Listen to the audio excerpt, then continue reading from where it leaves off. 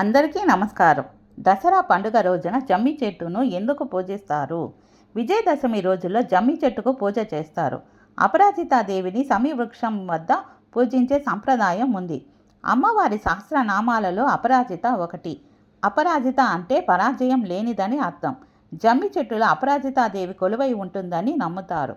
పురాణాల ప్రకారం శ్రీరాముడు రావణుడి మీద యుద్ధానికి వెళ్ళేటప్పుడు జమ్మి చెట్టుకు పూజ చేశాడని చెబుతారు. మహాభారతంలో అజ్ఞాతవాసానికి వెళ్లే ముందు పాండవులు వారి ఆయుధాలను సమీవృక్షం మీద భద్రపరుస్తారు. అజ్ఞాతవాసం పూర్తి చేసుకొని వెళ్ళేటప్పుడు సమీవృక్షాన్ని పూజించి ఆయుధాలు తీసుకువెళ్ళిన తరువాత చేసిన యుద్ధంలో గెలిచారు. జమ్మి చెట్టు దేవతా వృక్షాలలో ఒకటిగా భావిస్తారు. క్షీరసాగర మదనంలో పాలసముద్రం నుంచి ఉద్భవించిన దేవతా వృక్షాలలో జమ్మి చెట్టు ఒకటి. అందుకే యాగాల కోసం నిప్పు రాజేయటానికి జమ్మి చెట్టు కలపను ఉపయోగిస్తారు. దసరా రోజున జమ్మి చెట్టుకు పూజ చేస్తే పరాజయము ఉండదు.